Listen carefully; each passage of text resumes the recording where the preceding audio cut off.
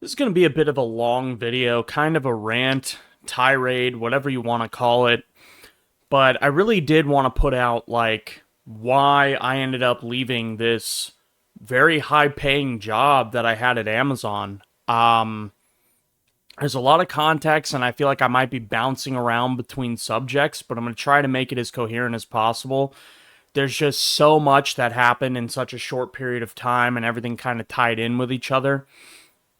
But the long story short is that back at the very beginning of December 2023, I had finally made my decision to leave Amazon. I was in a salaried role by the time I left. My official title was Learning Area Manager or Manager 2 Training. They have like 20 different titles for these. I was a level 5 within the company, which is essentially like a middle management role. If you worked at anywhere like Walmart or Target, the equivalent would be like at Target, they called the area managers at Amazon operations managers, and the operations managers were like senior managers. There's a lot of like nuance with the way they title positions at jobs. It's kind of stupid. That's a whole other rant though. But I essentially was like a salaried middle manager. I oversaw the learning department. Learning is like a subset of HR. So at a lot of different companies, the human resources department will do things like onboard and train new hire associates or managers. And they also deal with payroll, things like that. The learning department is essentially a break off from HR. And at Amazon, at least during my employment there, the learning department was responsible for training and compliance, so we would onboard new associates, we'd give them permissions and access to use certain tools within the company. We'd work on the training programs, things like that, just in general. So, the work structure for a learning department is separate from the operations. So, like, if you get a job at Amazon and you work in, like, their inbound or outbound or whatever departments, and you're just like a warehouse associate, you would not be tied into the learning department necessarily. So you would be like a picker or a stower or something like that. That's a part of what Amazon refers to as like the operations team. Okay, so that's where the structure would be like associate, process assistant, which would be like a shift supervisor that's hourly, then the area manager, which would be like a middle manager, then the operations manager, which is like a level 6 role. The operations manager would oversee the area managers, and then you would have the senior operations manager overseeing all of the operations managers, and then the site lead or the general manager, depending on the facility. So the learning is kind of a breakaway from that. They still at some level report to the building, but we also reported to a regional learning manager. So they were the ones who oversaw compliance and training for like a region.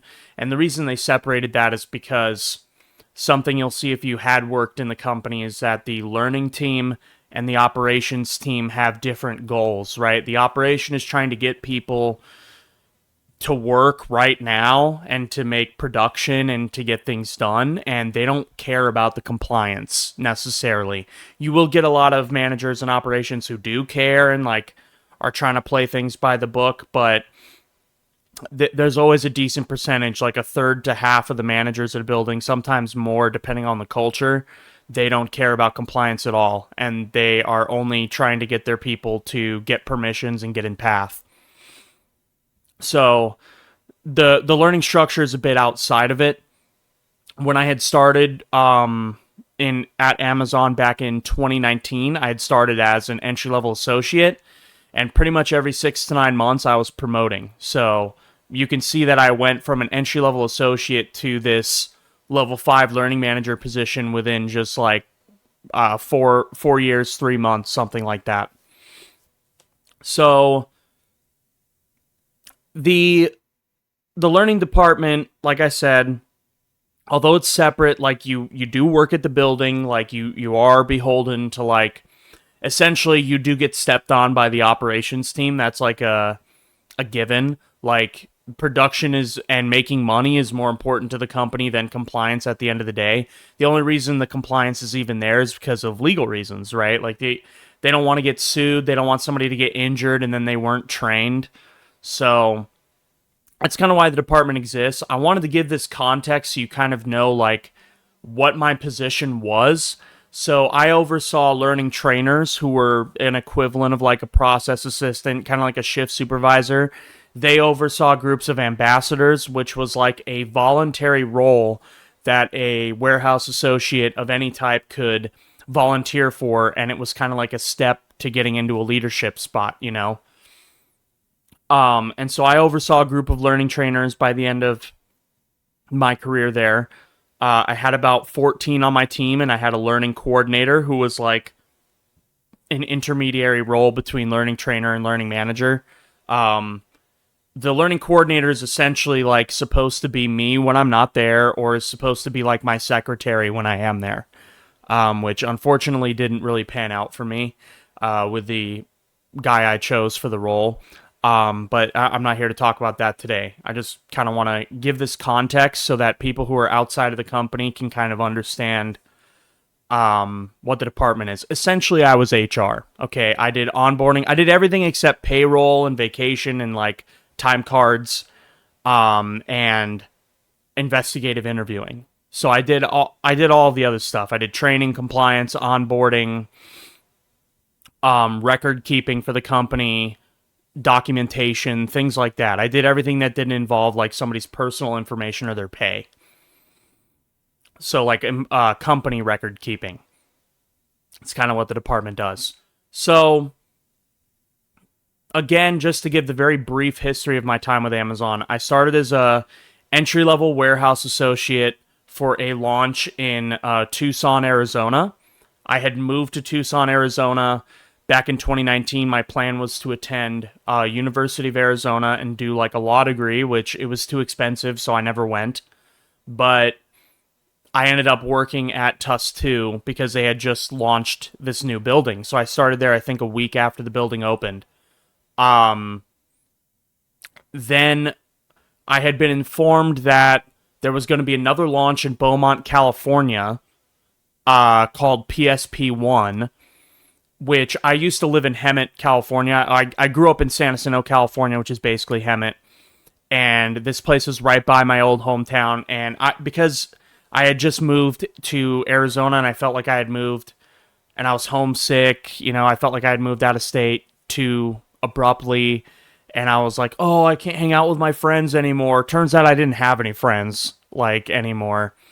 But anyway, I got homesick and I wanted to move back. So I interviewed for a level 3, because there is no level 2 really at Amazon, this level 3 process assistant role. But it was like a generic role because with these launches, they don't know what spots they need to fill until they get this huge roster of people they interview. And so when I got there, they said, would you like to do learning trainer? And I was like, I didn't even know what learning was. You know, I didn't even know what it was, even though I'd been at Amazon for like 9 months.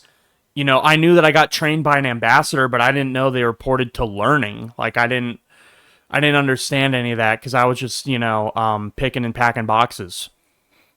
So I was like, sure, why not? I'll try learning. And I did like a test run where I tried it for a day, and I was like, you guys just get on your laptop and do training and compliance? Like, this is awesome. I thought it was like super easy compared to like the PA role where you kind of just get stepped on and you have to do your area manager's job all day.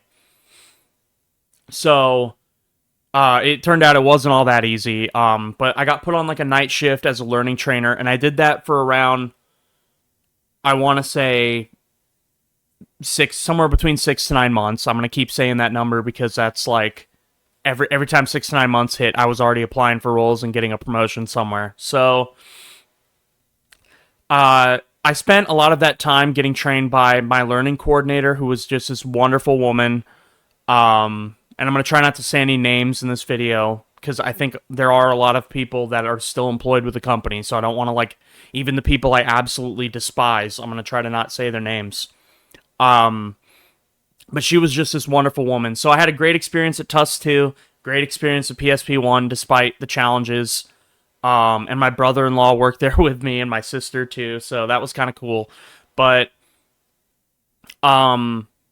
she had been prepping me to take over like a learning coordinator role, and I had been doing like step level work the entire time I was a learning trainer, and I learned everything I could possibly at this ARS facility, this robotics sort center. And I had heard that there was going to be a launch for a site called KRB3 in Phoenix, Arizona. Well, technically it was Tulsa, but Phoenix. And I wanted to go back to Arizona at this point because I realized my friends were fake and California was still ridiculously expensive and Arizona seemed to be popping off back in 2019, 2020-ish. Okay. So I interviewed for this role and I met the regional learning manager who interviewed me.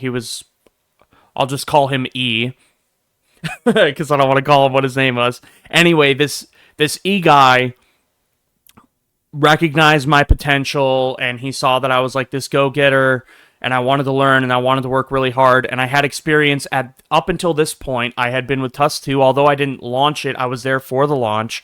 PSP1, I launched it as a learning trainer, and during my tenure with PSP1, I assisted SAN3, which was a ARS facility in San Diego, with their launch. So I held their short-term assignment at PSP1, and I organized and ran most of their training programs. I even transferred to day shift to run their programs so I could get that experience. So I ended up getting hired on as a learning coordinator for KRB3, and KRB3 was just the most phenomenal experience. It was wonderful in every way. It was a building inside of a building, so it was inside of another facility called GYR3, and it was like a subsect of the building. And everyone I worked with, even though initially I thought I would hate my manager, because I lean more conservative, I would say, and she was like very, very liberal, and immediately she didn't get to choose me, so somebody else picked me, and I understand why that frustrated her, and so she initially wasn't into me at all. But then we found out we just had this really great working relationship and teamwork, and despite whatever our beliefs are, we just had this, we were a great team, you know? And so I just had this great experience, you know. The pinnacle of my troubles were people calling me at 1 a.m. and complaining about something a trainer did, you know. It was nothing. So it was just a smooth ride. I got plenty of time to learn other skills. I pretty much mastered everything there is to master at Amazon up until this point. I even learned things that were outside of my manager's job role, just things that were normally done by the IT department. If they weren't there, I knew how to do it.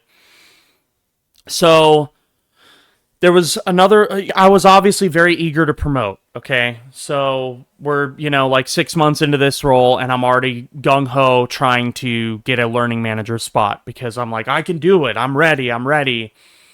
And, I was a younger guy at this point, 23, 24, something like that. I can't remember. I was fairly young. And very gung-ho about promoting. And during this time period, we were doing a short-term assignment for KRB9, which is now known as QZZ7 because they change everything. And we had the site leader there. I'll call him H. And H was a really edgy guy, and I have some funny stories about him that I won't tell. But he was very gung-ho about me being his learning manager, okay? But his launch got delayed. So there wasn't a chance that within we didn't even know when his facility was going to open. So it seemed like it could be a year or 2 years when the site was going to open. So I ended up applying for another learning area manager spot back in California again, because I was so eager to promote. I'm well, if I'm making the learning area manager money, I can go live in California again next to my family.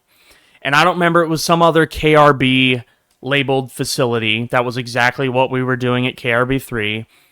And I applied for that. Now, my regional learning manager, E, contacted me the moment I applied for it, because he saw that I applied for it, and he said, look, you're ready to be a learning area manager, and I want you to be one, but I already have somebody I want for that role. who can't move out of state. But there's a facility opening in Joliet, whatever you want to call it. I'm going to call it Joliet. That's how I pronounce it. Joliet, Illinois, called RFD3, which ended up being called QXX6.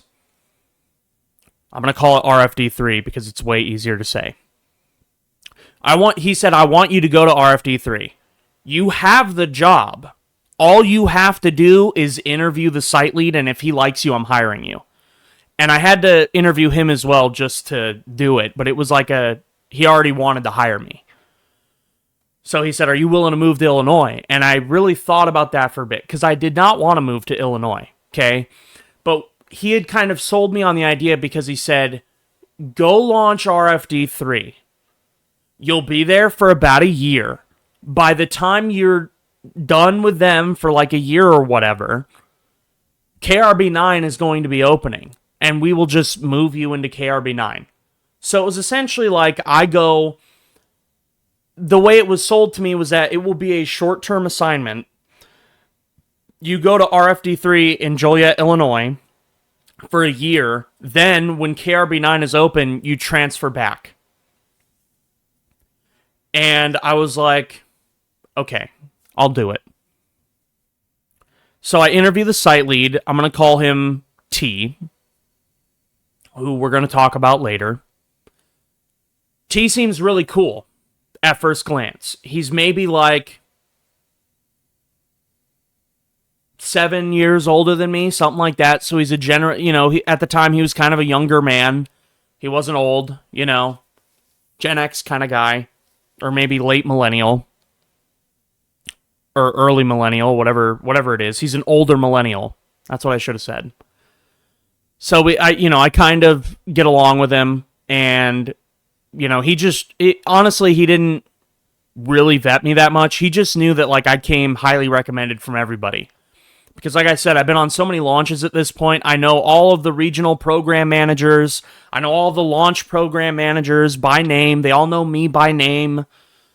Everybody who's everybody in the network of the SDC and the ARS network knew me at this time. I wouldn't say they were like, this is the guy, he's the best. And I'm not ego blasting, but people had seen my login. They knew my name. So when I came up, they're like, oh yeah, he's been on that launch. Or yeah, I've talked to him before. So he had been recommended me by a few people. And one of the learning area managers at, I believe it was KRB6 in Naperville. I might be getting that site wrong, but it's a facility in Naperville that I think is gone now. I was really close with him too. And so he was also from California, which is funny, in the same town in San Jacinto, which is really crazy. But he also kind of sold me because they were doing a short-term assignment at his facility when they were hiring me. So anyway, I get convinced by everybody except my family, which I should have honestly listened to them. But I get convinced by everybody, it'll be a new experience. You'll go to Illinois. And so I go there. And we spend maybe 3 or 4 months in bouncing between different facilities because our building is still being constructed and it's not open yet. Okay? So we can't even run our operation yet. And we're doing launch prep. Finally, the facility opens. I'm skipping some steps here. One thing that's very important to say before we get into the actual crux of the issue here, for more context. The only person that I was able to interview and select for my team was my learning coordinator. Okay? All of my learning trainers, I think they hired 11 people, and I was supposed to be staffed for 14, I was already screwed by that point. But all 11 people they hired, I did not interview a single one of them. So my manager did. And we'll talk about him. I'm going to call him C.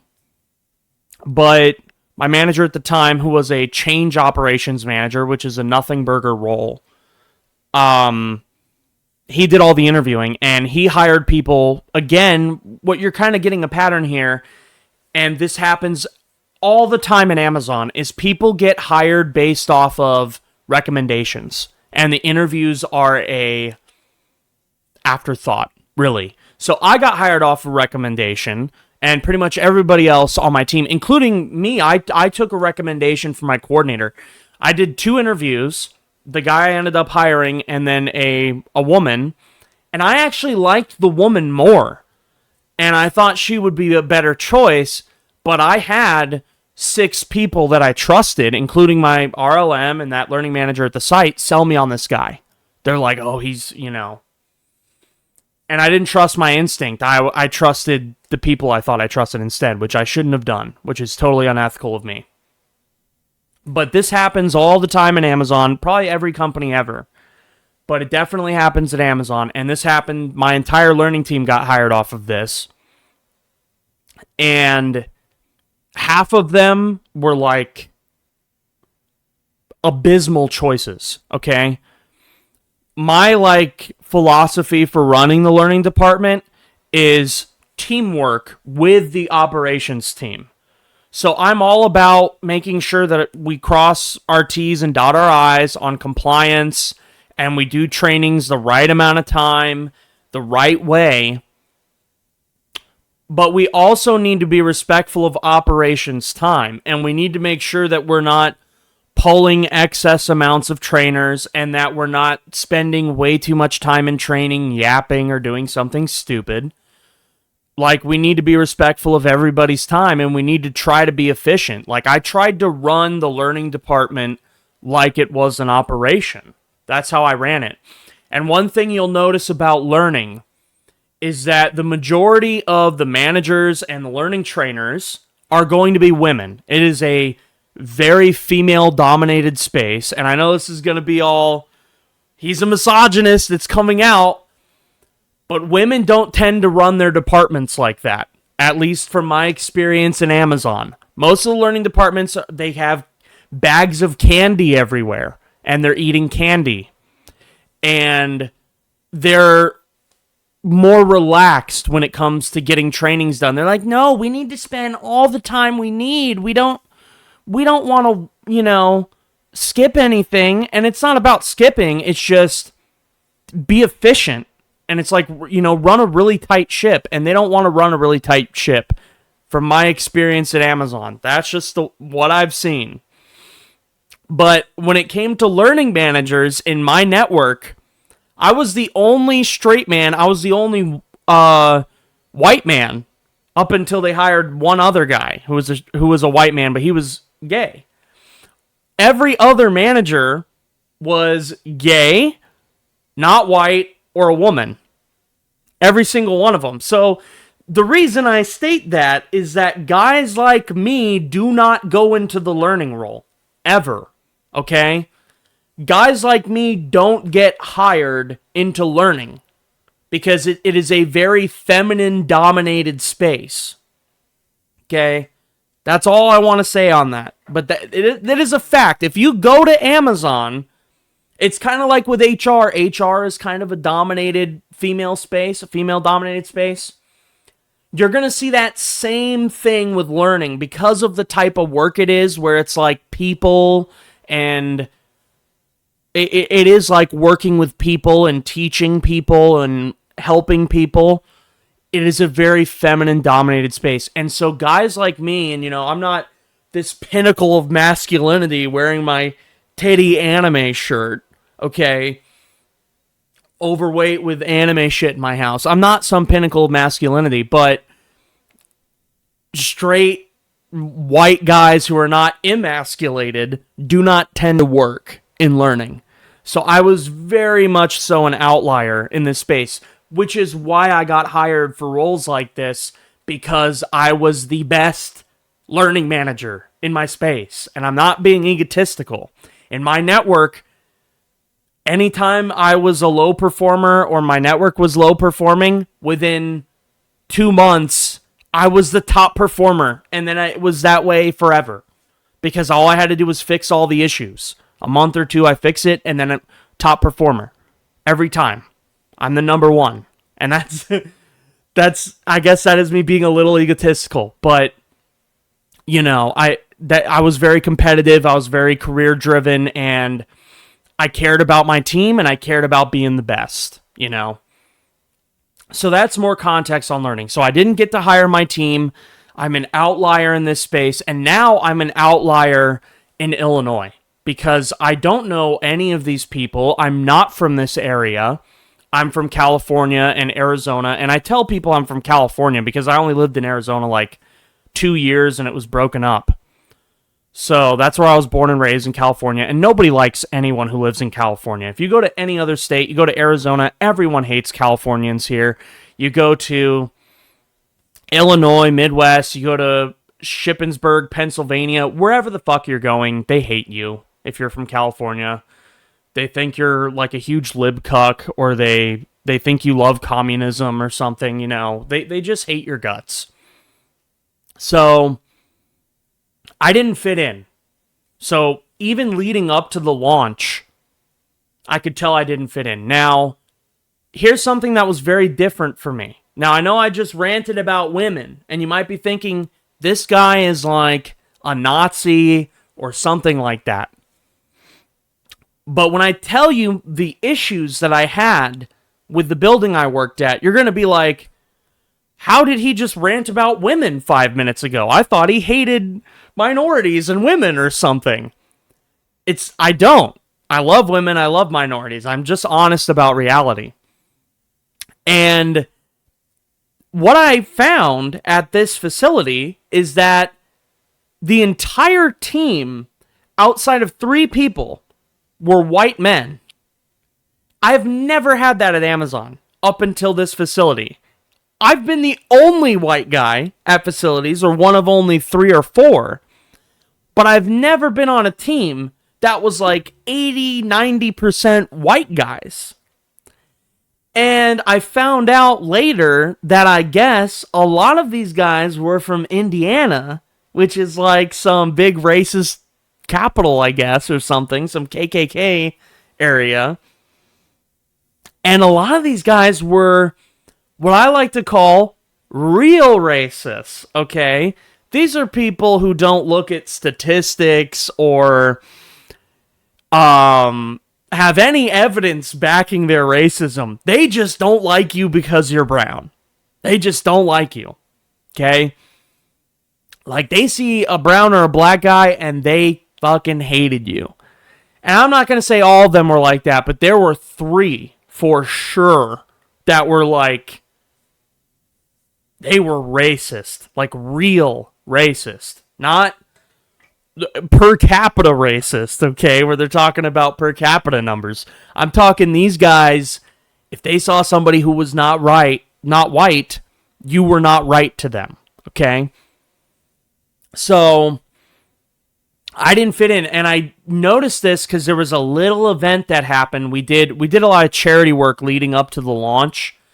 And one of the things we did was we went and we cleaned up garbage in a local park in Joliet, which most of the managers were doing nothing. It was only me and like 2 or 3 other guys who were picking up the trash. And when we were waiting to start the event and we were all in the parking lot, we were all standing in a circle, the 2 female managers hadn't arrived yet. And we only had the one black manager we had, who ended up getting fired immediately, by the way. That's a whole racist story there. But it was the one black manager and then like 9 white guys, and we're all standing in a circle. And some actual volunteer for the trash pickup event, just like a civilian guy, not a worker or anything, he walked by and he looked at our group and he said, "Wow, this group's looking pretty milky over here." And the way he said it was just very funny. This is like a black guy. And he had said it, and it was just very funny to me. And, you know, I acknowledge the situation. I can tell it's like a lot of white guys. And so I like laugh, and no one else is laughing. Every other person is stone-faced like this.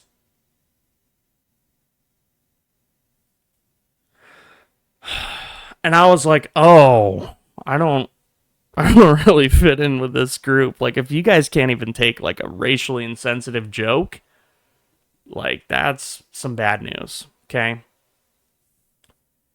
Anyway, the signs were there. So all of these guys had come from the same facility. The site's called MDW2. Some of them might even be there now, I think. and I won't name any of them, but if you've worked at either of those two facilities, you know who these people are, okay? If you've worked at RFD3 or QXX6, whatever you want to call it, and you've worked at MDW2 in Joliet, Illinois, you know exactly the guys I'm talking about.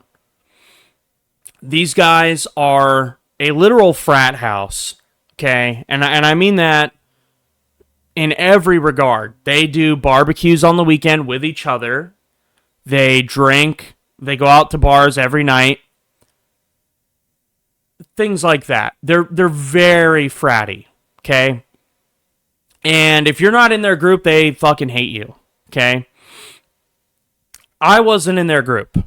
Very obviously, I was not in their group. I'm not about the things they're about. I don't really drink or anything like that. Not that I was ever invited to go out to the bar or anything like that, but, you know, I'm not in their group. They were a close, tight-knit group. Now, we're going to fast forward to when the building opened. So, at this point, you know, C is my manager. T is the site leader, okay? And then we had a senior ops. I'm going to call him Z. And up until this point of the building being open, all of these people were very, you know, business cool to me. They were, you know, they weren't like my friend, but they were like, oh yeah, hey, what's up, Moses? That's what I go by at work. It's my middle name. Because there's too many Johns. I can't go by John because there's so many Johns. So I go by Moses when I'm at work because it differentiates me from other people. It's kind of like a psychotic American Psycho thing I do where I like brand myself Moses. Okay. But they're cool to me up until the building opens. Now the building opens and they fucked up the staffing for the people they hired. They hired people who could only work like one shift on the same day or like really retarded shifts. And so I had like no coverage for like night shift. I had no coverage for this and that. So for 2 months, so we open in October, up until like the end of December, I'm working anywhere from 15 to 20 hours every single day. And I mean that literally. I don't mean even going home and doing a couple more hours. I mean, I was there for 20 hours a day. Okay? I was there from 5 a.m. to like, you know, 11 or 12 at night. Like every day. It was bad. It was really bad. And that was because, because of the launch site, they didn't fix, like, our training programs. Our compliance wasn't working. There was this, again, I've mentioned, the site was called RFD3, but it's really QXX6. And so because of that, just nothing worked in the building. We couldn't sign people in to do work. We couldn't add them into permissions. We had to create all this infrastructure. I created basically the entire, using tools with Amazon. I didn't build it from the ground up, but I created the entire like permissions and login infrastructure for RFD3 QXX6.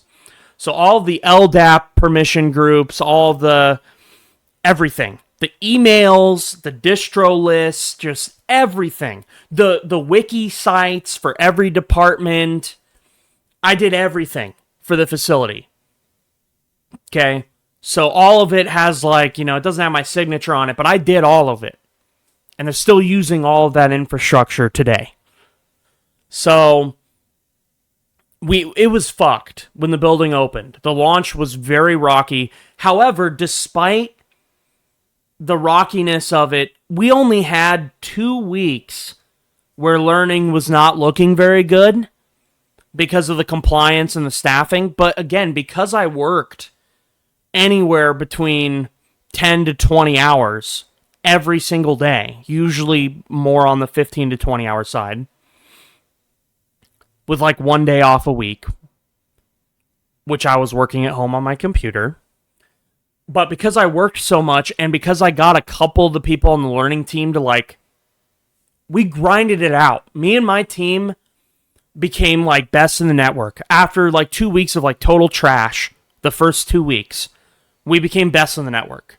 And we maintained that the entire time I was employed there for like a year and 2 months or whatever. Best in the network for everything. Compliance, training,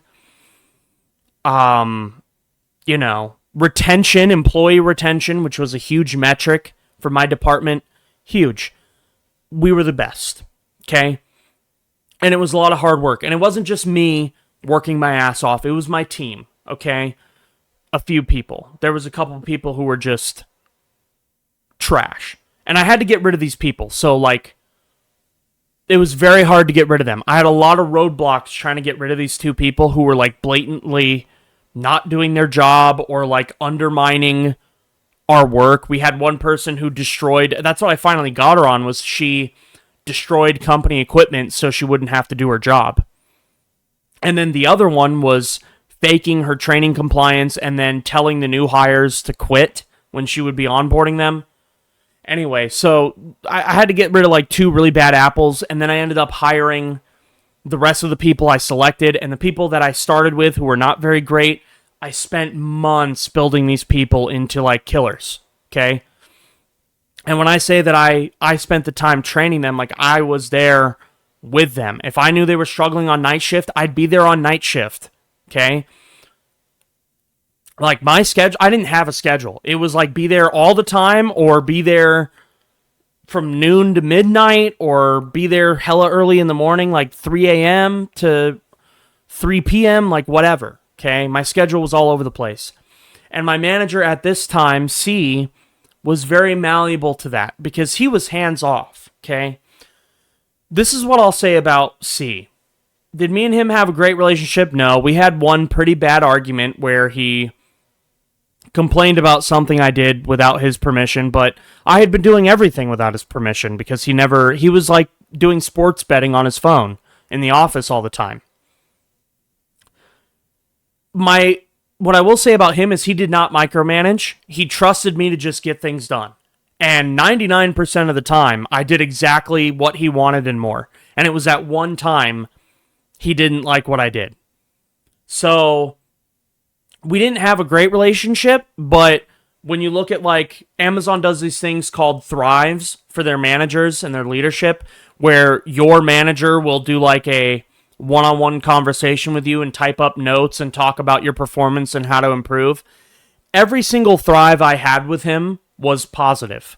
Okay? He was like, Moses is a killer. Moses is the best in the network. Moses had these problems with his team. He fixed them using this. Moses is trying to get his team promoted. Moses is working on building up ambassadors and doing extra projects for the regional team. Every single thrive I had was like that. Okay? And the reason I context that is because my manager changed in April. But to get to that point, there's more we have to talk about. I've talked about these first 2 months of the launch. Things are going great. Okay? Well, they were going bad. I fixed them. They're going great. January hits. There's some significant events that happen around January and February. Like I said, the 2 people that I had to get rid of, those were pretty significant, but I'm not going to talk about them here. There's one event that happens that's very important to why I quit the company. As I mentioned earlier, the plan was for me to go to KRB9. Everybody knew this, okay? Everybody. And when I say everybody, I mean every single person in my hiring process to go to RFD3 knew this. My direct manager, C, he knew this. The site lead, T, knew this. The senior ops manager, Z, knew this. The regional learning manager, E, who had now left as of December, he knew this, but he wasn't there to back me up anymore by the time January hit. And we had like a step-in regional learning manager, but he also knew this. And the site leader, H, as I called him, he also knew this. And he was doing another short-term assignment under my watch at RFD3 now, instead of KRB3. So he's there with his senior ops manager, we'll call her MT, just in case there's another M, I can't remember. But MT also knew this. And so everybody's like, Moses is coming. He's coming with us to KRB 9. And this is around the end of January. February hits, I get a rejection from because I was told apply for it and we're just going to move you in. We don't even have to interview you. February, I get a rejection. And so I message MT and I say, why did I get rejected from the role? I thought I was going. And she said, we weren't able to approve your transfer. And she said, you'll have to talk to your manager for more info. I can't disclose it. So I go to C, and I don't blow up on him, but I'm definitely upset. And I'm like, what the fuck happened? And he's like, I don't know. I have no idea what happened. Okay? So C doesn't even know what happens. And I believe him because he usually doesn't know what was happening, right? Like, he was on FanDuel or whatever, sports betting on his phone every day. He was not worried about it. In fact, he stopped being my manager not because he promoted or he transferred, but because he was doing so bad at his job, they transitioned him to another role and gave me a different manager. So he doesn't know what's going on. I believe him. And so I talk to T and I tell him, what's going on? Why did I get rejected? And he says, I don't know. And at this point in January, February-ish, I believe him. Come to find out, in April, I'm skipping ahead a little bit and then I'll be skipping back in time. But by April, I've had all these other problems, okay? But April hits, and I'm in this big fight with T for something I'll talk about later, okay? And he tells me, I blocked your transfer. And we're already in this fight, okay? We're in like the office and I'm raising my voice and he's raising his voice and we are angry at each other over something else, kind of related. And he tells me I blocked it and I said, you blocked my transfer to KRB 9? He said, yes, I went to my level 10 and I told them not to transfer you. And I said, why did you do that? And he said, because I didn't want you to get your level 5 promotion. So when I had got hired as a learning manager, they didn't put me at level 5 like they were supposed to. They put me at level 4 for some reason. I think it was because of budgeting issues, so they could pay me less. Because the level 4 makes like $12,000 a year less than the level 5. So because the role was a level 5, they would have had to promote me to take me. And so convinced them not to promote me. And I don't know what he told them, but it sounds retarded to even think about because I was a top performer in my region and everybody wanted me to go there. But here's what's really funny about this. 2 days before he and I were having this fight, I was informed by C, who was still not technically my manager, but presiding over me until we got a manager hired for me, that I was going to get my level 5 promotion in like June. And so I had asked T during this meeting, I'm like, so wait, you didn't want to promote me, but now you're promoting me? He's like, you weren't ready back in January.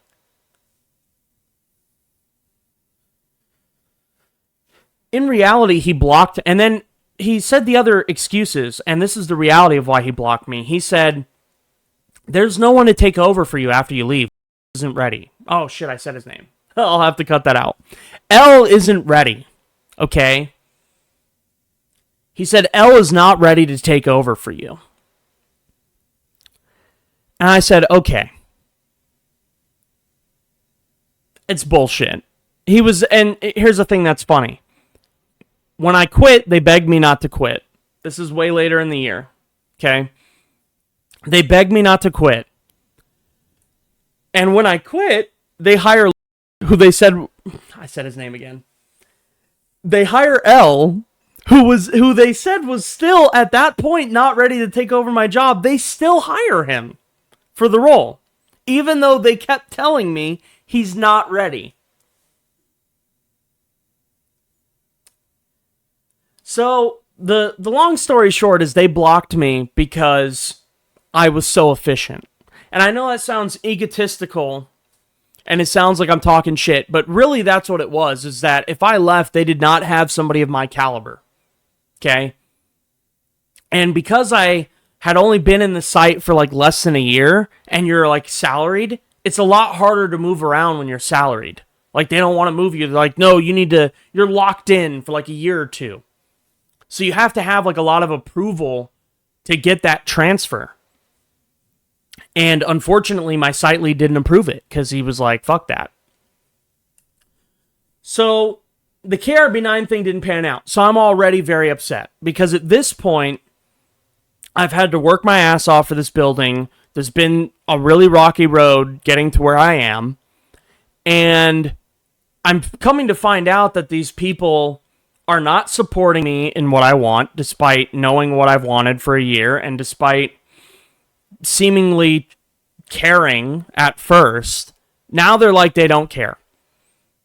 And like I've mentioned, at some Amazon buildings, the relationship between operations and learning is very confrontational. And it has been this way despite my efforts to make it less confrontational. Like, whatever I give them is never enough. And what I noticed is that there's a method, there's a nuance to how much you can give people and how much you have to not give people when it comes to a job like this. And with the learning department role, I was giving too much to the operations team, and they got greedy because I was giving them too many concessions, too many like random trainings in the middle of the night that we shouldn't have done, because everything needs to be like, I had very strict rules when I came in, like 48 hours in advance, and the only time where if I gave an exception, and I would just approve anything. I'd be like, I'd ask my team, do we have the people? Are we busy? Then just do it. Like, that's kind of my mentality. And what I learned is that you have to, like, not be so strict that you only follow your protocol, because then nothing gets done. But you have to know when to give the exception, when it makes sense, and when it doesn't. And I wasn't experienced enough at the time, at least when I first started, to know those things. And so they were very greedy, and they were very confrontational when I wouldn't give them things, when I started taking away. So, again, we're going to go back to February. Like I said, C had left. He had essentially been transitioned into a different role within the building. And they're looking to hire a new manager. Which, honestly, they should have just promoted me. Maybe I would have stayed longer if they did. But they didn't like me, so that was never going to happen. Within the next 2 months, they had ended up hiring this guy. I'm going to call him B, because he's a little B. He's a bitch. I should just call him Bitch. That'd be way funnier. So Bitch was a gigantic asshole. And they hire this guy. They don't really know him that well. And nobody likes this guy. I have no idea why they hired him. So he, between I want to say February and March, he was doing this test run. And he wasn't overseeing learning at the time. He was overseeing quality, because the role that he was going to get was learning quality operations manager, which is the typical structure of the learning leadership. Is the level 6 is going to be the learning quality operations manager, the guy who oversees learning and quality, rather than outbound, inbound managers, okay? So he oversaw the learning and the quality manager. And this guy is a quality killer. I will give him credit where credit is due. When it came to quality, guy knew his shit, and he was hardcore. And I will also give him credit with this. He's highly intelligent, okay? This is where I'm going to start demeaning him. I have every inkling in my deepest, darkest soul that this man was a genuine psychopath, okay? And I mean that not misunderstanding the term of psychopathy, okay? I mean that he was a genuine fucking psychopath.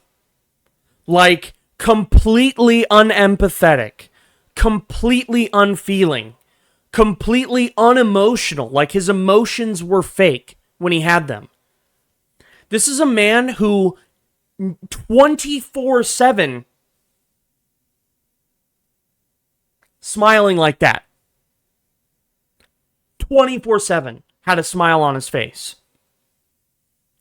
This is a man who says things to your face and will agree with you, blatantly disregard it. Like, lie to you completely to your face. Blatant lies.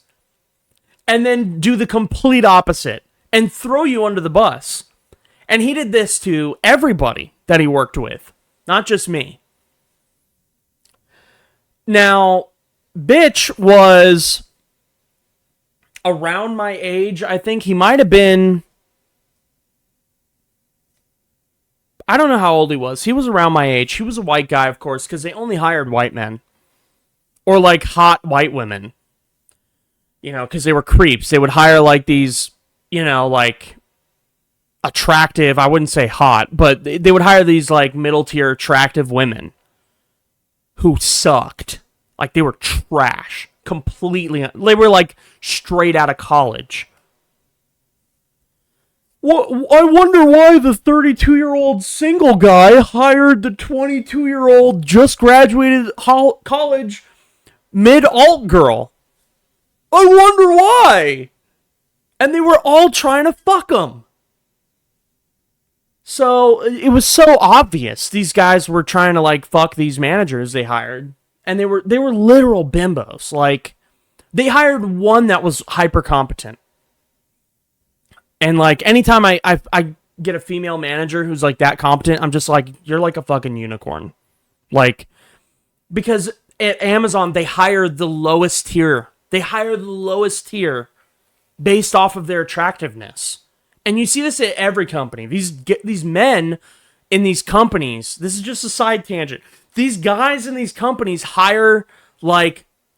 I mean, I don't want to call them hot, but they hire like these, what they seem to be attractive women because they're attractive. They don't hire them because they're good or they're the best choice for the job. Every woman that I've hired has been the best choice for the role. It's never I'm hiring the most attractive woman. I've never looked at a job and said, wow, this person looks nice. That's never even crossed my head. I've always been like, this person has experience. They're effective. They have potential. Anyway, that's just like the kind of tier of women that these guys were hiring. They were hiring like alt girls who are brainless, and they're all trying to, and none of them got laid. These guys were fucking like sub-3 toads. None of them were getting pussy. In fact, one of them we found his Tinder. My learning trainers found his Tinder account. It was the most desperate, pathetic Tinder I've ever fucking seen. I'm like, you're a sub-3 fucking toad on Tinder. Like, KYS, dude, in Minecraft. Kill yourself in Minecraft. Anyway, I'm very passionate about these guys. So, bitch didn't care about relationships or women. He didn't care about anything except the status. Like, literally, the American Psycho, he's sitting in the car, he's like, I need to fit in. That's him. That's bitch. Okay? Every single person knew this about him. Every single person knew this. They didn't know that he was a psychopath, but they knew that he was, like, fake, and they knew that he was, like, oh, he only cared about, like, promoting and power and money and things like that. And it's fine to care about promoting. Like, I was career driven, but the difference between being career driven and like what he was is that I wasn't willing to step on other people to get where I wanted to be. In fact, I wanted every single person I cared about, you know, I wanted to have the rope carrying them on my back with me. Like, I wanted them to be going with me. I wanted everyone that I thought was, you know, had good potential to get promoted. I would do constant interview prep for my team, my ambassadors, random associates who came up and asked me. I was the guy everyone would say, like, you need resume review? Go to Moses. I'll do resume review. And I would spend time reviewing people's resumes and giving them tips on how to interview at Amazon and interview for other companies. And I'd help them apply for jobs outside of the company. So this guy was willing to step on other people. And the reason this is all important is because he's a micromanager, okay? And the difference between C and bitch is that C let me do my thing. So I was coming in whenever was the most effective time for me to come in. Because I had a day shift and a night shift that I presided over. I was the manager of both the learning team's day and night shift. So I needed to come in whenever was the most effective to make sure that my team got their job done and had the resources and had the training and was prepared and effective.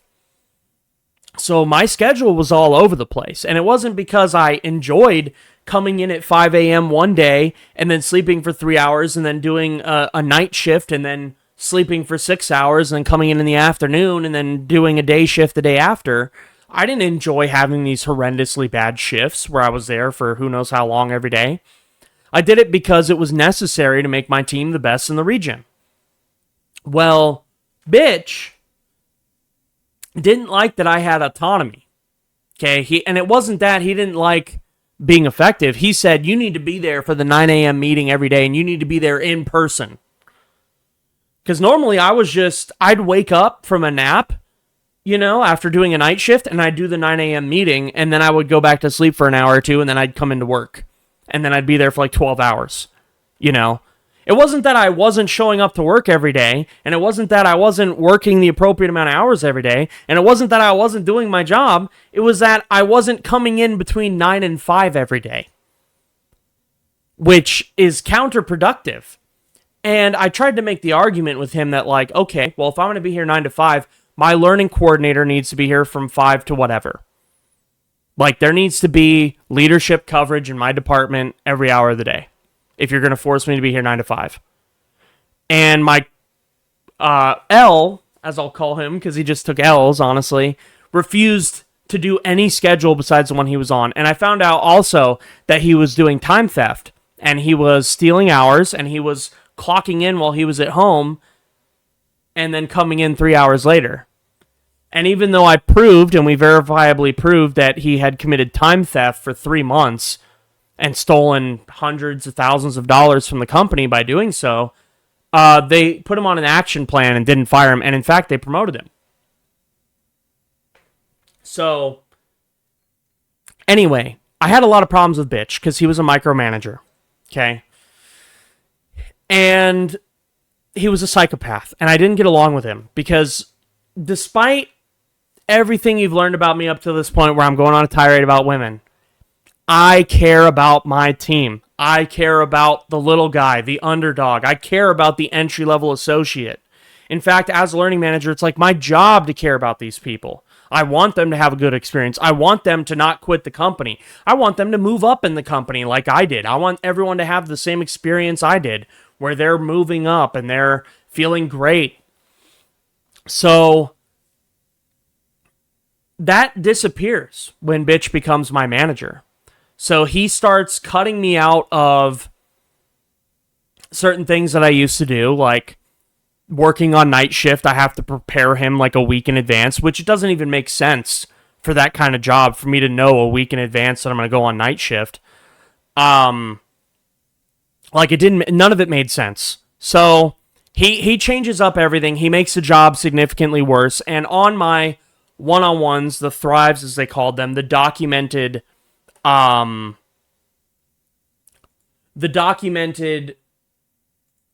conversations, it went from C giving me overwhelmingly positive hype reviews of who I am and what I'm about and what I'm doing, to immediately the first review I get is Moses does not work well with other managers.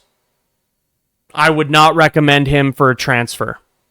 That's the first thing he puts in writing. Despite our conversation going nothing like that, the first thing he puts in writing is he should not be allowed to transfer. I will never recommend him for a transfer. And so I blow up when he submits that in writing. I blow up, and he gets in big trouble for this because I don't even go to HR, because at this point, which I'm going to backtrack into these other stories before I get to the ending. At this point, I've already gone to HR for a few other things, like somebody being very racist to a team member, which I'll get into, and getting blocked on my transfer. So at this point, I found out that HR doesn't do anything. So I just go to ethics, okay? And the ethics hotline works a little bit differently than it does going to your HR at the site facility. Because the site HR is trying to prevent you, I mean, their literal goal is to prevent legal issues from arising, right? By the time you've hit the ethics department at Amazon, they're having an actual bad response, okay? Because these people are about to sue if they're contacting ethics, okay? And I wasn't necessarily going to sue. I didn't feel like I would ever go by a lawyer, but I was so upset that I contacted ethics and I said, I have documentation and proof of everything that went and happened in this facility, and I kept track of every single thing. I would get things in writing from people. I'd make them send me an email or do something in writing. And if they wouldn't, then I'd say, well, I'm not doing that. Or, this conversation never happened. I'm not having a conversation with you unless I can record it. That's how things had to go up until by February, I had to record every conversation that I had. And so I had just infinite ammo against these people. And so I go to ethics. I tell them about what my manager wrote, and he got in big doo-doo. He got a write-up for doing that to me. And the next Thrive was not nice, but it wasn't a lie.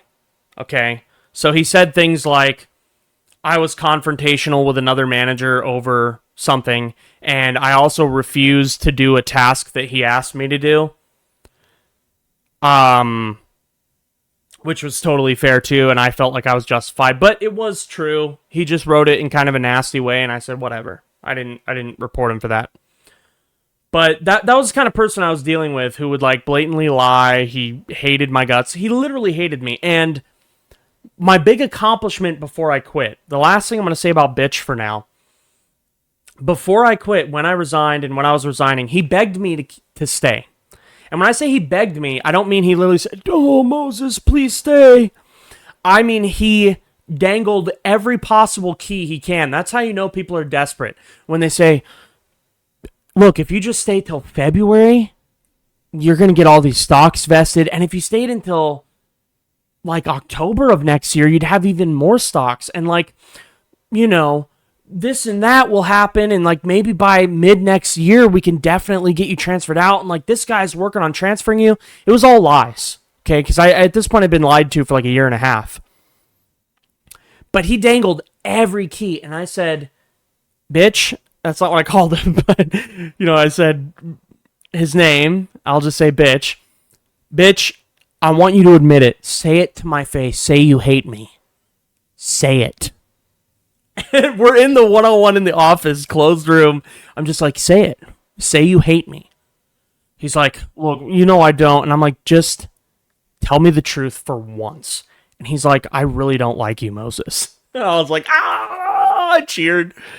I literally got hyped. I'm like, finally, you were honest with me. I was so happy. He didn't understand that, of course. But, I felt so vindicated. It's I knew you fucking hated my guts, and you just couldn't admit it until I'm quitting? Just admit you fucking hate me. If you're such a spiteful piece of shit, just admit it, dude. Don't fake that you like me and you care about me and stuff like that. Anyway, that's the last thing I'll say about bitch. I want to talk about this racism thing that happened. Not with me. I wasn't the racist. Surprise! Surprise! It wasn't me. I was actually the anti-racist. Surprise! This is crazy, right? The white guy was anti-racist? So here's what happened. Let me have some of this protein shake real quick. Throat's getting a little parched from yapping.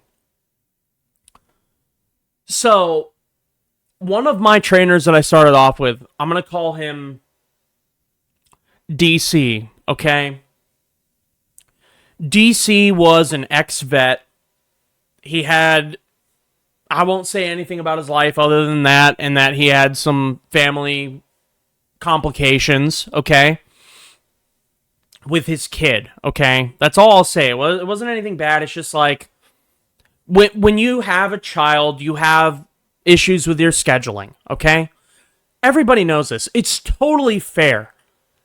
If you have children and you have to take care of them, I'm very lenient with you, and I'm willing to work with you around your schedule. And for a while, I had been trying to get people to cover night shift, because remember I said for those first 2 months of the building being open, I had like no coverage on night shift. And he would every now and then hop into night shift, but he couldn't do it very long because of his kid. But that changed in late January. He became open. He said, I want to do night shift full time. Like, it's so much better for my schedule now with his new arrangement to take care of his kid on night shift. And I think he was maybe doing school or something like that. And I'm just like, thank you, DC. Like, he was there for me. He's been there for me every time I've needed somebody like really bad to cover like an onboarding day. And he really came in clutch, and he took that night shift, and it was like a really shitty night shift, and somehow it worked for him. But it was like the worst one that nobody wants. I think it was like the donut, which is like Monday, Tuesday, Thursday, Friday or something. And he took it. I'm just like, oh my God, thank you so much. Like, what a relief. Great guy. Okay. Like, I cannot tell you enough. Great man, family man, vet. Okay. And when I say vet, I mean veteran. I don't mean veterinarian. Okay. Great man. The moment he gets on night shift, there's two managers. I'm going to call one of them R. I'm going to call one of them BR. So R he looks like he's straight out of Duck Dynasty. Okay? Long, scraggly, nasty beard. Fucking, my teeth are bad. This guy's teeth are like British. His teeth are like almost British. They're fucking rancid. He wears glasses. Looks like that. His like face is perpetually like that. Like, just a hideous guy. No hair. And he always wears the fucking like Duck Dynasty hats, you know? And then like the fisherman, like the rice field hats or some shit. And then like swim shorts. And like a button-up Hawaiian shirt. And this was like the level 6 ops manager on nights. And this guy, up until launch, me and him actually had like a decent relationship, because the people I had on night shift were all the problem people. Night shift was the worst, and I totally understood his complaints for those first 2 months, because the people I had were the people I had to fire. And so the night shift, there was like one person who was good, the rest of them were really bad. It was just so rough on night shift. But by this point in time, the end of January, we had gotten rid of all the problem people, okay? One of them went to days, and then I fired them in February for screwing up. But all the problem people were gone on night shift, and all the people that I replaced them with, one of them was like so-so, but the rest of them were killers, okay? These guys were like better than my day shift. They were just monsters at getting work done.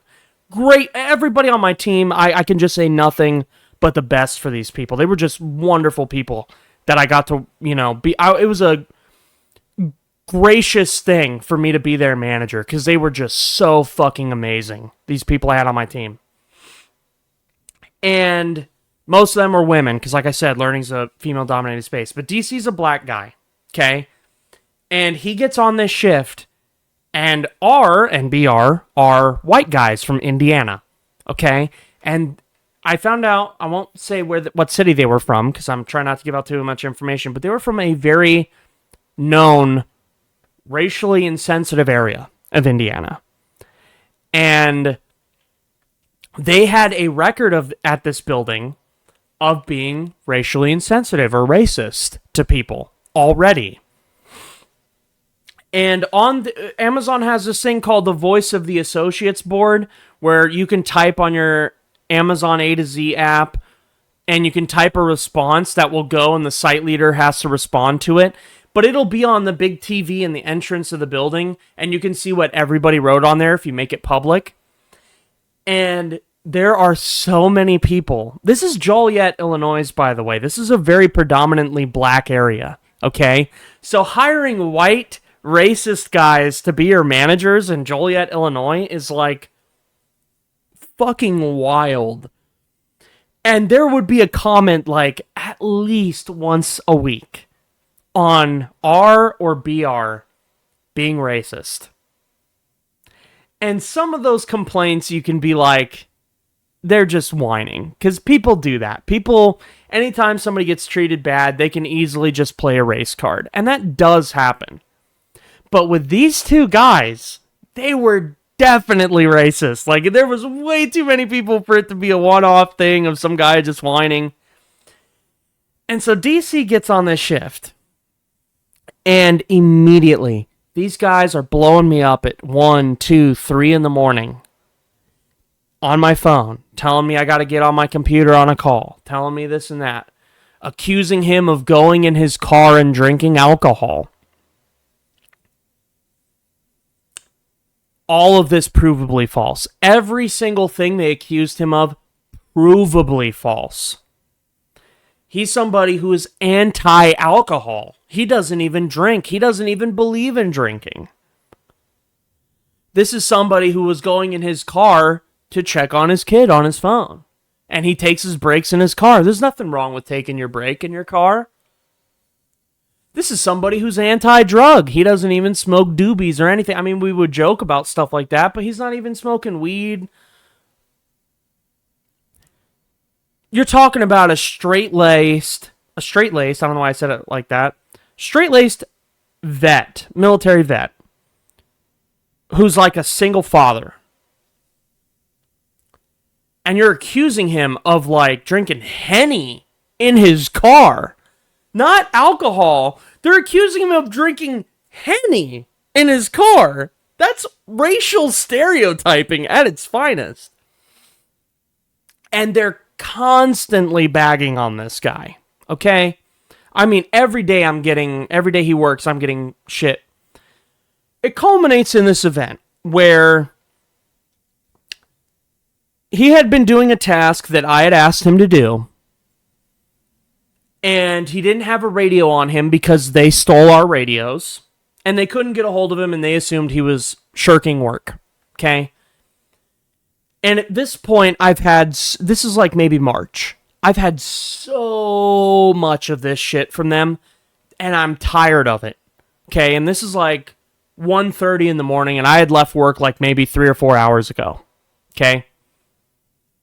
And I'm just like, these guys, I'm fucking pissed. And so they're accusing him of doing this and that, and I call him on the phone, and I'm like, what are you doing right now? Like, they can't get a hold of you. And he said, oh, I'm picking up the harnesses and doing the cleaning and this and that, which is something here's the thing. He was doing something I asked him to do for a favor to me that was cleaning up after them. It was cleaning up their fucking mess. And he was doing it a favor for me to clean up their mess because they wouldn't do it.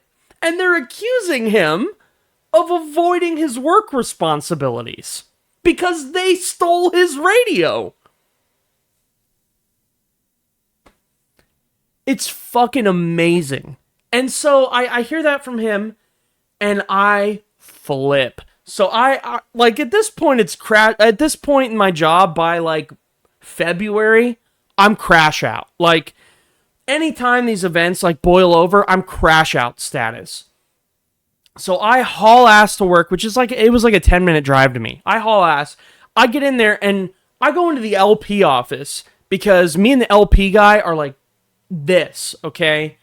And I text him first. I say, hey, I'll say, I'm going in your office right now, and I'm going to look up the footage. And I look up the footage, and he's doing exactly what I asked him to do. And he's going from point A to point B, gathering these harnesses up, and organizing and putting badges, and doing all the things I asked him to do. And I find out by the time I get there that he had gone to a stand-up meeting, which is like where all the shift lead, the PA guys and the trainers and the managers stand up at a whiteboard and they plan things, okay? It was a sync. That's what they called it, not the stand-up. It was a sync. And he had went to this sync and they singled him out and shit on him for not having a radio.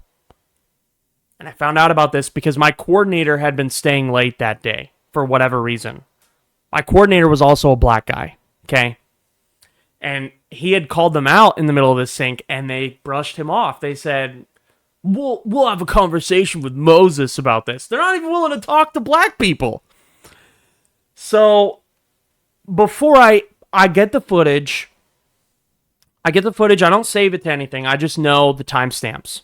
And I mark them. I save them. So on the CCTV footage, you can like save the timestamp of the footage. And so I saved it so that it wouldn't get deleted.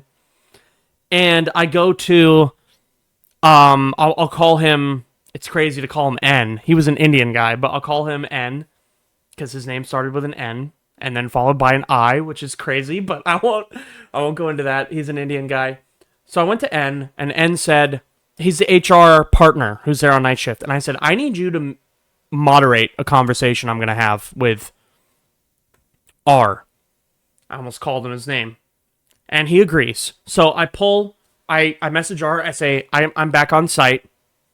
Can you spare 10 minutes in the HR office with me? And he said yes, because he doesn't do anything anyway. The level 6 ops managers don't work. They just like fill an Excel out by the end of the day and send emails. That's like their entire job. So he comes into the office. I'm there. Fuck, I keep saying his name. That's the one guy I can't stop saying his name. L is there. And N is there. I'm trying to censor their names. That's why it's hard for me. And we're sitting in the office. It's a very tight space. When I say it's tight, I mean it's like there's my chair here, L's chair here, and then on the side like this. Well, I mean, it's R, me, L. Okay, and then N is in front of us, like where you guys would be. So R is right next to me, and the door is literally this far away from me. Okay? It's right here. And he is like on the side. So we're in touching distance of each other. And so we get into the office, and I have L, I almost said his name again, I have L go over what had happened tonight and what had happened over the past few times that he had an issue with, okay? Because at this point, he's being racially discriminated against too. So he needs to say his piece and get that out. So he gets out his information, and R denies all of it and says he has fair assumption to be doing all of these things, which is totally untrue. And R finds out very clearly that this is like an ambush, okay? I brought him into the HR office to accuse him of being a racist and that he was openly discriminating against two black guys on my team. So he realizes this, and how does he react to that? He doesn't react calmly. He is beat red in the face, like his face flushed red, and he's screaming at the top of his lungs in this HR office. And the HR guy's like this. Fucking shocked. He's never seen this guy act like this before. So R is just having a screaming fit. And while he's screaming, I haven't even given my piece yet. I start texting his manager and his manager's manager, which is the site lead and the senior ops. That's T and Z from before. These are guys who, at this point, I don't know they hate me, but they hate me, okay? And R goes to their barbecues. He goes drinking with them. When they go drinking, he knows their children and their family by name.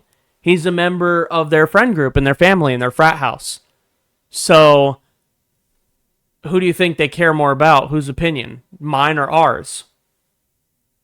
So we're sitting in there, and R is just losing his shit, and he and are yelling at each other, and it is not a good look. And says something really funny. He's like, why don't you just call me a nigga? And I was like, oh, like I was like, you know what I mean? I was like, oh shit, do it. I was like, say it, do it.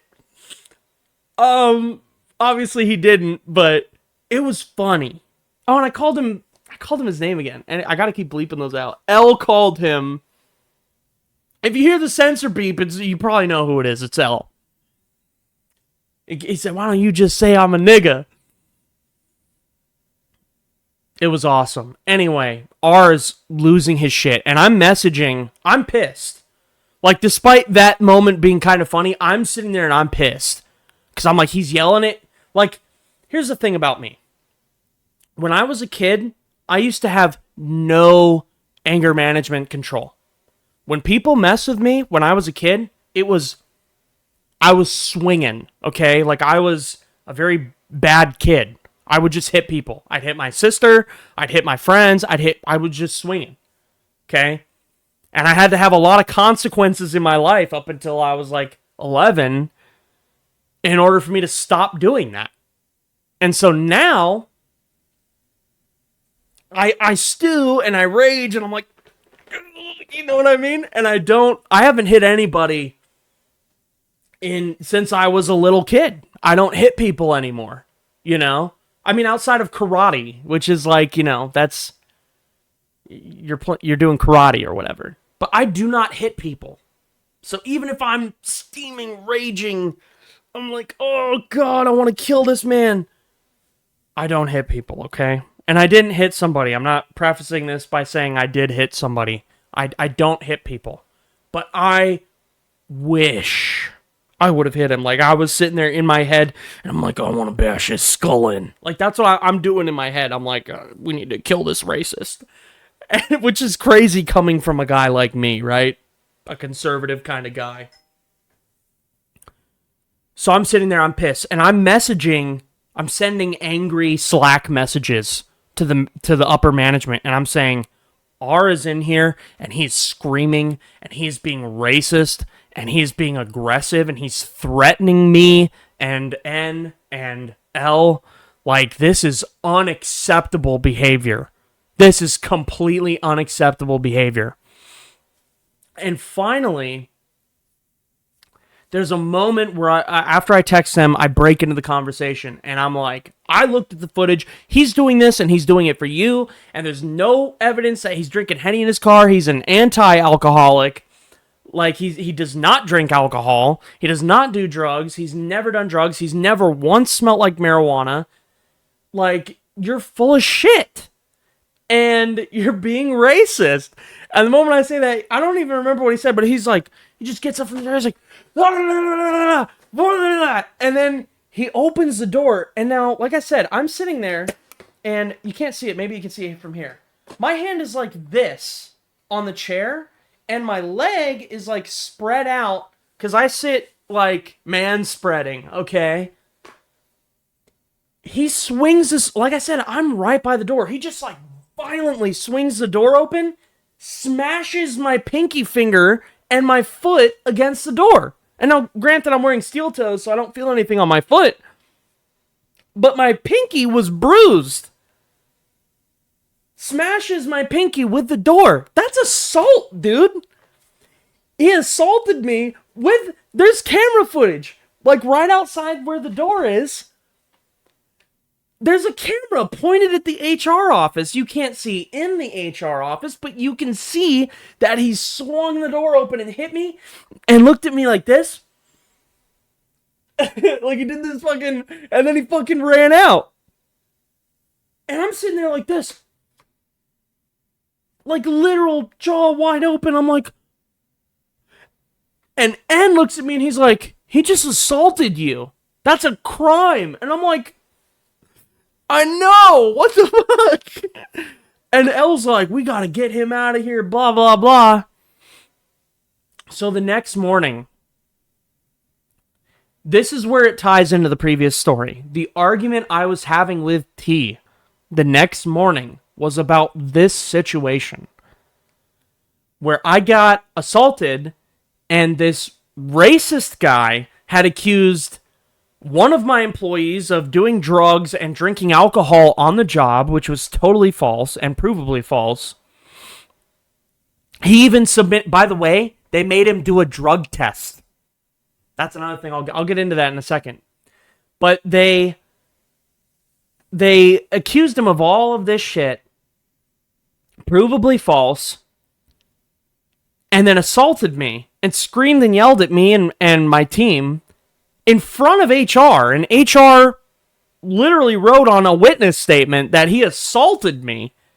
And my pinky, I'm whining about my pinky. Oh, I'm a little bitch, whatever. But my pinky is bruised when I go in. And I'm talking to the management. I'm like, look at this.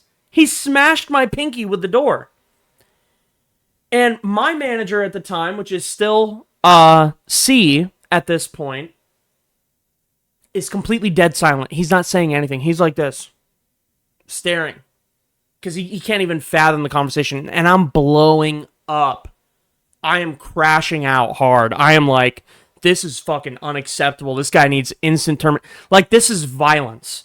The moment you do workplace violence, that's instant termination. If you, an entry-level associate, committed workplace violence like that, or was provably racist to somebody, discriminating against them under false pretense, you would be terminated immediately. But if you're buddies with the leadership and you're in the frat house and you're a salaried member of management, who cares? We're not going to fire you. So this guy, they do nothing. And they tell me they're going to do nothing. They say, yeah, I'm telling them I go over the policy with them on workplace violence and harassment and discrimination. Because I have all the policy documents. I'm like, this is the policy. Fire him right now. I said, we have the footage. I think I already said his name, but M, another M guy, who's the LP guy. I'm going to have to censor so many names, but M has already pulled the footage and saved it for me. So I have the footage of him hitting me with the door. And that's said and done. This is workplace violence. And I filed an HR document before I left the night before. And he's like, well, things don't work that way with level 6 managers. We have to approach it differently because they're salaried. So the long story short is they did nothing. He was still employed and kicking it when I was there by the end of the year. They didn't even write him up. But I will say this. For the rest of the year, never even heard from him. In fact, he completely avoided me, avoided my coordinator, L, and avoided the night shift people. And they moved him to day shift like a month later. So they were hoping that would be the end of it. But he was still kicking it up until I found out recently from one of the people who used to be one of my learning trainers that he got fired. I don't know what he got fired for, but he wasn't even at the building when he got fired. So he's gone now. But, I mean, he was there for years, being racist and assaulting me and probably other people. And he just got away with it. Now, one last comment on the racism thing.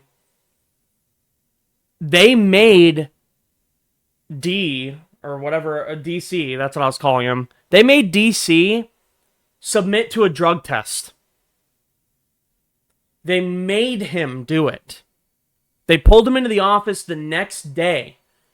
Despite knowing that this guy provably falsely accused everybody of everything and assaulted me, they still believed him that DC was on drugs and on alcohol and suspended him for a week without pay and made him do a drug test.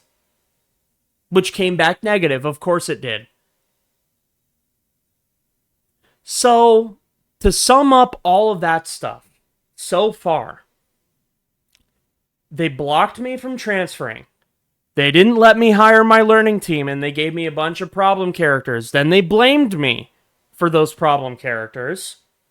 Then, despite me being the best in the network, they refused to transfer me because they didn't want to promote me.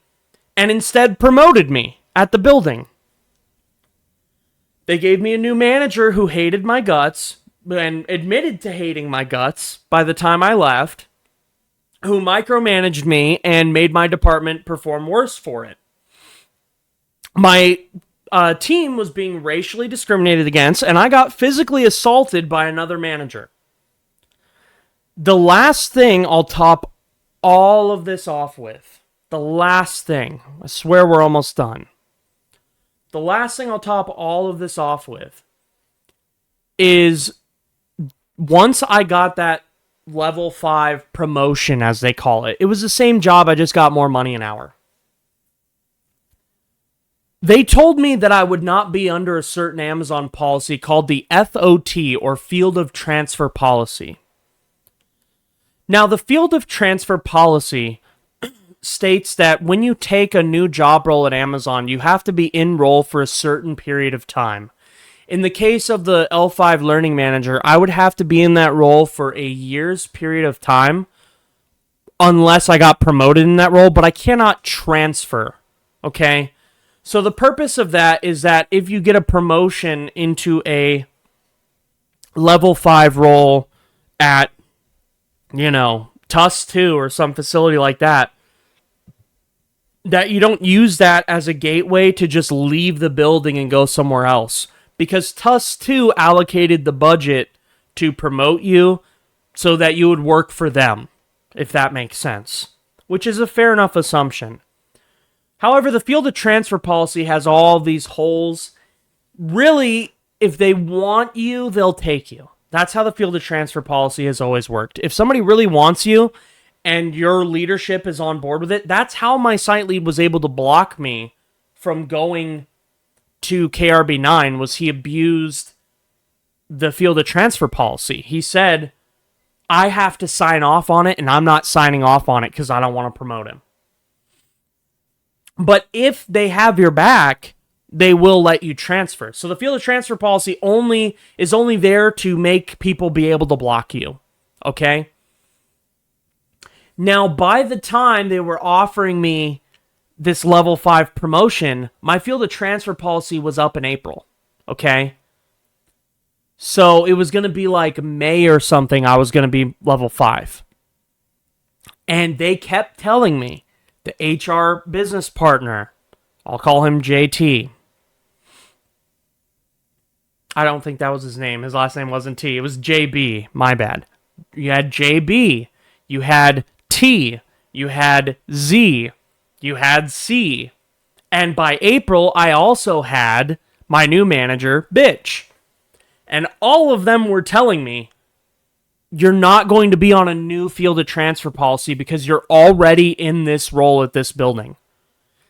So it would be dumb for you to not accept the promotion, okay? Because you're just going to get more money and more stock. And everybody was telling me this. Well, I had four open applications for transfer during the transition between my 4 and 5. And the same day my level 5 hit, all 4 of those promotions closed out. And I got an email saying, you are under the Field of Transfer Policy. You cannot apply. So what do you think I did? This is me we're talking about. I crashed out. I literally storm into T's office and I close the door. And I say, you fucking lied to me. I just got every single email. This is the second fight I had with this guy. And then I never fought with him again because I literally avoided him like the plague. I avoided him. And then I would go to the senior ops, Z, and then I found out he was scum too. But this is the last fight I had with T. I went in there and I'm like, you fucking lied to me. You said I would not be under. And he's like, well, there's nothing we can do about that. And blah, blah, blah. And he's like, well, if you really want to transfer, all you have to do is apply, get denied, and then contact me and I'll reach out to their site lead. And I was like, I literally said to him, I said, you expect me to believe that somebody who's blocked me from transferring and has explicitly told me that you would not recommend me for a transfer because of my attitude over the fight we had during the racist thing, where I messaged him and said, we need to talk in the morning. He said, you don't get to decide when I talk. You're telling me that somebody who explicitly said they're not going to support me is going to support me? You expect me to believe that? He's like, well, there's nothing. Blah, blah, blah. And I was so mad that I made an ethics case against him too that went nowhere. And then, for the next few months, I was doing things like helping out with multiple different site launches. I mean, I'd been doing this all year. I helped out with like a launch in Georgia, a launch in Pennsylvania, a launch in California. I had been doing everything, right? Like I kill it all the time. And the last thing before I left the company this was around September. I had done a role that's called away team leader. And the away team is a group of people that goes to an Amazon facility that's going to open to support them during the launch of the site so that they're able to train and onboard and teach everybody all the right things. And the away team leader is supposed to be a level 6 operations manager who goes and manages the, 60 people for the away team. But because I knew everybody in the launch network, and I knew all the program managers, and I knew all the regional learning managers, and I knew the people who were going to be opening the facility out in Pennsylvania, Shippensburg, Pennsylvania, they chose me, a level 5, who had only been a level 5 for like 3 months at that point, to go be the away team lead. And so my manager, bitch, tried to stop that from happening. And he was dealing with people whose toes were bigger than his in the water. And they kicked him out. And they said, no, we want Moses. He's the best choice for this. And I was also the best choice because I did all of their launch prep and was in every one of their launch meetings for months before that, before they even launched. I trained their learning quality operations manager, a guy whose role is a level above mine, on everything he needed to know about learning and quality because he had only done operations before. So I trained him. Like, I was already working at 2 levels above my job by the time I was in the role I was in. And I prepped their entire launch. So they made me go. Well, they didn't make me go. I wanted to go, but they shipped me there. I manage everybody's hotels. I manage everybody's flights. I manage everything for everything, okay? I manage all the trainings, all the onboarding, all the badges, everything. I do all of that.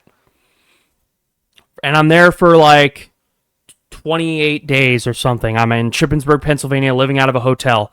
And I was working 17 hours a day. I was like getting 2 or 3 hours of sleep every day. And I was working on the weekends every day, okay? It was very busy. But in order to keep everybody happy on both the site and then the away team people, like, that's what you have to do that. You have to make it done, get it done. And during this time, I can't manage my home site because I'm doing all of this for this other site, okay? So my coordinator, L, and my manager, Bitch, are splitting my responsibilities. So Bitch is doing all the things that L is not allowed to do because he's not a manager, he's not salaried. And then L is doing all the administrative stuff that I taught him how to do before I left. Naturally, nothing got done while I was gone, okay? Fucking nothing this was October, I lied. It wasn't September, this was October. I was there for a month in October. Nothing got fucking done, okay? Total fucking mess. The one thing that I had asked Bitch to do for me was to complete my one-on-one Thrive conversations with my learning trainers and L. He refused. And so I got into this huge fight with him. So Amazon has what they call, you might have seen memes of them, the cry box from Amazon. The Amazon cry box. It's called the Amazen, and you're supposed to go in there to like meditate.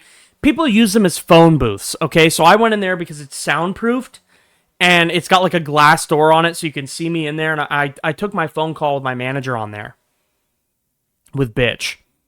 And I go in there, and I'm crashing out. I am fucking screaming because he refused to do, because he's like, you have to do them. I can't do them for you because I'm not keeping track of their blah, blah, blah. And I'm just like, I crash out on him. And I'm just like, you can't do anything for anybody. You're so fake. You're a liar. And I don't know exactly how I looked, but I brought one of my trainers with me on this away team who wanted to go. And she was walking by with a group of other away team members. And they see me in the cry box. And apparently, I'm going to try to mimic what I looked like. Because I was sitting like this, and they see me at the door. And I'm like, I'm just like crashing out. And all I know is I'm crashing out like this. And I turn my head, and they're going like this. They're pointing and laughing. And and I smile at them, and I'm like, and then I just start yelling again, and I'm going off. It was fucking embarrassing. And it's like, yeah, I shouldn't have crashed out, but it's like, dude, these people have been insufferable up to this point. And I've never done this at any job up until now. I never crash out like this at work. And this guy is such a fucking psychotic prick. He like can't do anything for anybody. And so I crash out and I'm like, dude, you need to stop lying. You need to do these strides, blah, blah, blah. And I say, I'm messaging your manager right now. And I'm fucking... And they say, just do them. Just make time for it. And so I have to do them virtually over the computer anyway. And so when I get back to the facility after this away team assignment is done, I want you to understand a couple of things about this assignment. During the launches of Amazon facilities, all these bigwigs go. I'm not talking about CEOs or anything, but all the big regional people and all the big network guys, all these guys go to these launches. And so when you're the away team leader or when you're doing a lot of these launches, all the important people that you should get to know within a business get to know you. And all of these people already know me and they all love me. And they're trying, at this point, like they've been trying to get me on the program management team for like a year, okay? But they've never had an opening. But they all want me on their team. They're like, I know that like you would be so great on our team. Like there's like 2 or 3 of them that are really trying to get me on their team. And my new RLM, because I didn't have a regional learning manager up until this point because like I said, E had left. And so I got this new guy. And then that guy left, and then I got another guy. And this other guy was, I had just met him in person for the first time, and he's like, dude, like, everyone that I've ever talked to about you has, like, great things to say, and you're, like, this great worker, like, you're the guy. And I'm the best performer in his network, so of course he loves me. You know, I make him look good. I come back from all of this, like, positivity and this wonderful workplace, and I come back to my building, and it's just, it crashes over me that, like, it is just this place that is hell. Because every other building I had been to up till this point was not this bad. And it is true that some Amazon facilities, they do make people pee in bottles. It is that bad. But at other Amazon facilities, it's like the greatest place you could work. You have all these benefits, the pay is great, and then your manager is super cool.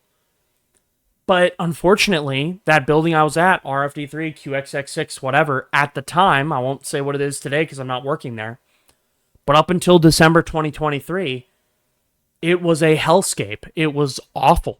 The people who were running the building were god-awful, and there were racists, and it was a frat house. It was terrible. And so now it's like November.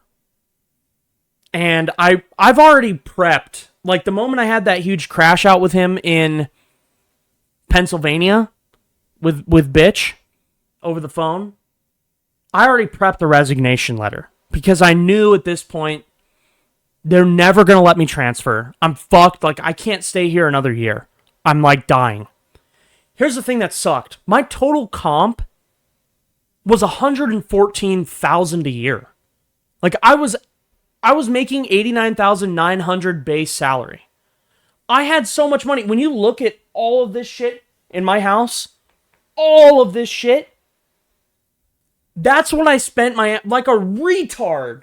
I spent my Amazon money on all this shit. Because I was making fucking bread, dude. I was stacking paper. I had fucking money. I could buy whatever the fuck I wanted whenever it fucking popped up. I was buying it. I had so much money. Like making $5,000 a month after tax. For the past 2 years, I've been broke. I have like $10K in credit debt. I'm fucked. And if you can see all these empty spots on the shelves, I'm selling everything I own now just to survive. But I bought all this stupid shit. I had all that Amazon money. It is not easy to walk away from $25,000 in stock vesting 2 months from now. That's what they tried to dangle over my head. You have $25,000 in stock vesting in February. So when we get to November, I have the resignation letter prep, but I haven't submitted it. I'm still holding out for a hero. And November, I have stocks vesting as well. I had like 15K or something in stocks vesting. And I'm holding out. I'm like, if I can just put up with this until March, I can have more stock, and hopefully within the next 4 months, like after the Christmas season is over, there'll be more positions opening up and I'll be able to transfer and somebody will take me. Somebody somewhere will take me for a transfer. I was even trying to get demoted at the point I was at. I was like, I will take a regular area manager spot at level 4. I'll go to a PA or a learning trainer somewhere. And they wouldn't let me. They said you have to quit if you want to become hourly again. So I'm holding out for a hero.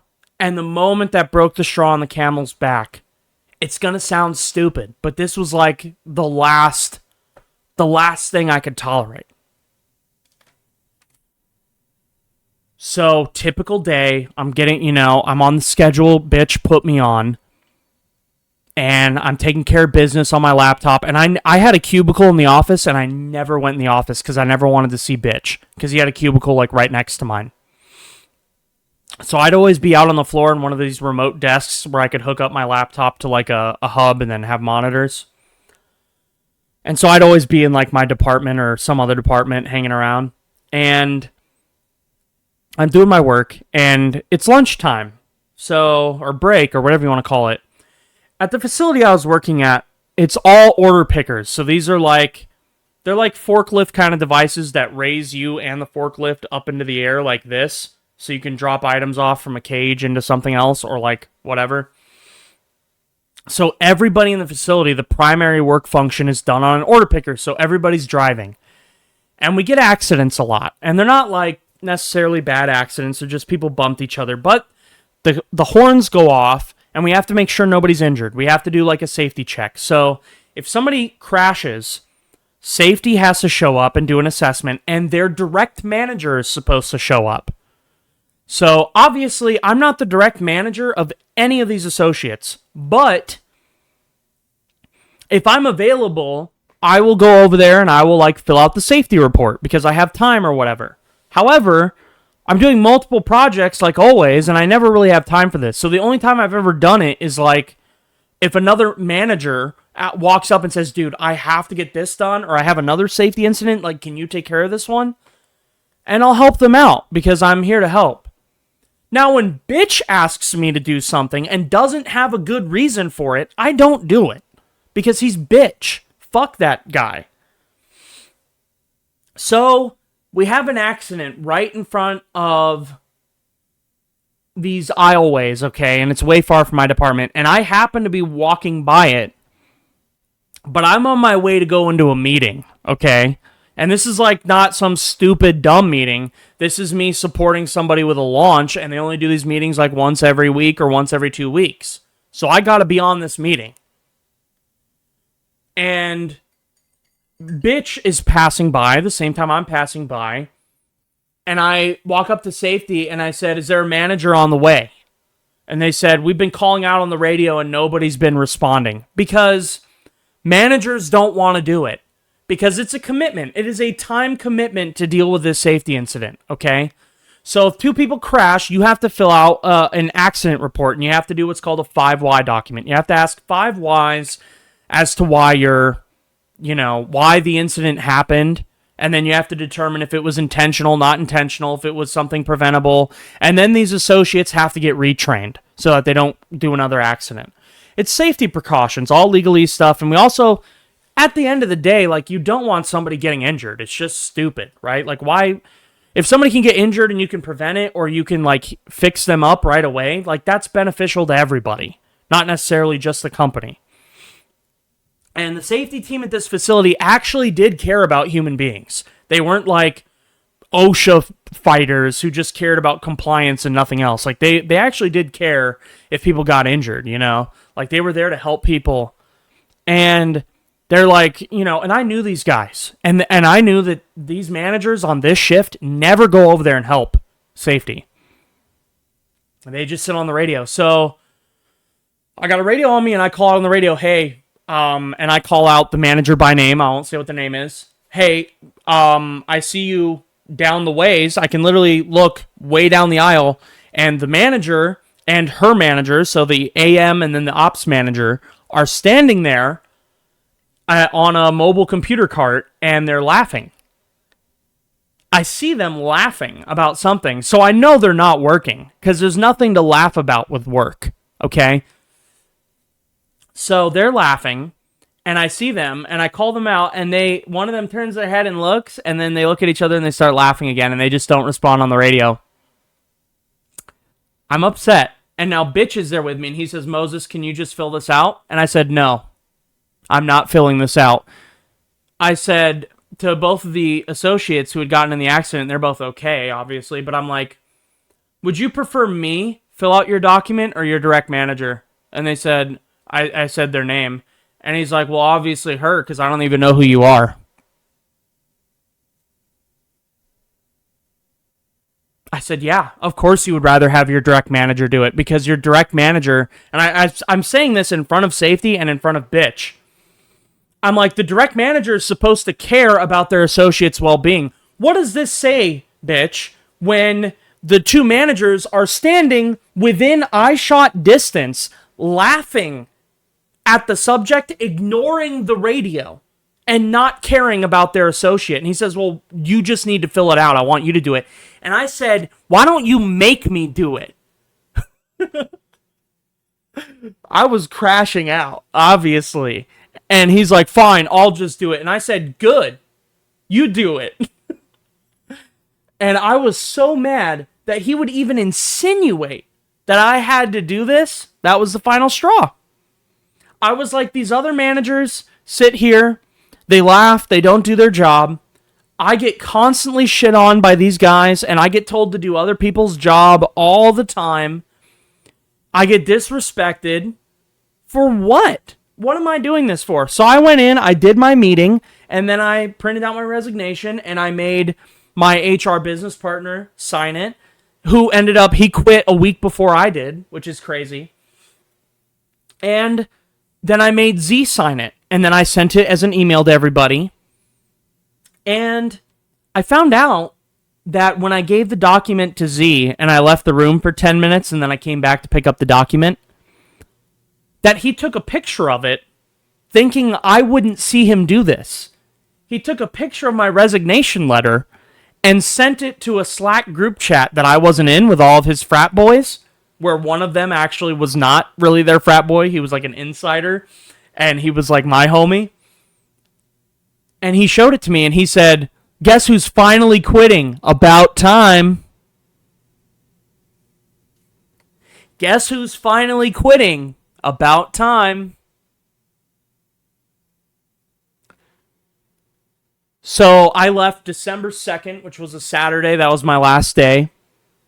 Technically, it was December 1st, the Friday, but I made it like the end of the week, Saturday. And my team cried when I left. They bought me a cake. They held this really nice ceremony. It was really sad. I hated leaving my team. I still talk to them to this day, a few of them. And it was very emotional. I really didn't want to leave. I didn't want to leave the company. I didn't want to sacrifice my position. Definitely didn't want to lose all those stocks that had invested, and I didn't want to lose the career. And honestly, for leaving that job, I have been in a little over 2 years now of perpetual financial anguish, and I've been unable to like pay my bills, and I can't find a job. The economy is so horrible. So I really sacrificed so much for a company, and it treated me so poorly that despite making the money, I couldn't stay. I couldn't continue to work under those conditions where they wouldn't let me leave, but they simultaneously didn't want me there. And they treated me so poorly. They treated my team poorly. I was being micromanaged. My manager admitted to hating my guts. The 2 other managers like hated me so much. They were so happy to see me go. That's where we ended up. So that's why I left Amazon. That's my story. And I was under an NDA for a year and a half, I think, or something like that. And I even got contacted by their lawyers. So I did this for Bitch, by the way. I grabbed the flash drive and I copied all of my files onto that flash drive and transferred it to his computer so he would have all of my stuff. And because I did that, I got a contact like August 2024 or something like that from the lawyers of Amazon, and they said, you need to sign this document saying you deleted everything off that flash drive. Because I signed an NDA or whatever, and I stole files from them.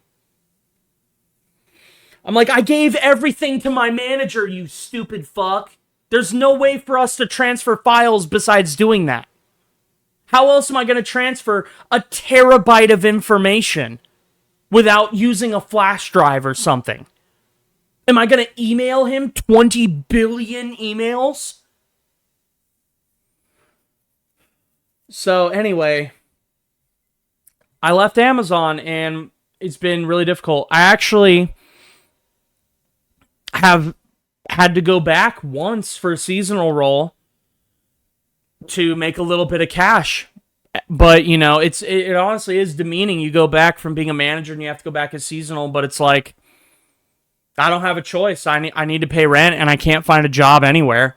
I went back to Arizona, so I moved back to Arizona with no plan. I spent a bunch of money doing it. Now I'm in like 10K of debt. And I can't afford my bills. And I'm fucked. So, I mean, really, it was like, put a gun to my mouth. If I continue to work at Amazon, like, kill myself. Or get evicted and get homeless 2 years down the line. I don't know. Those were, like, my choices. And so, at the time, I really felt like I would be able to find a job like this with my experience. I ended up finding a role at Walmart, which I'll talk about at a later video. But I got like an asset protection manager role at Walmart, and I was there for like 9 months or something, and then I left because like the similar bullshit was happening, and I'm just like, how many times am I going to go through this? You know? So, anyway, I hope you guys enjoyed the rant. I doubt anybody is going to be watching this video. If they do, like, kudos to you. I have no idea how long this video is, but I bet it was really long. I hope you enjoyed the content. If you did, if you have any questions regarding any plot holes in my Amazon story, comment them. I'll post some more info. But other than that, that's why I left Amazon. Thanks for watching.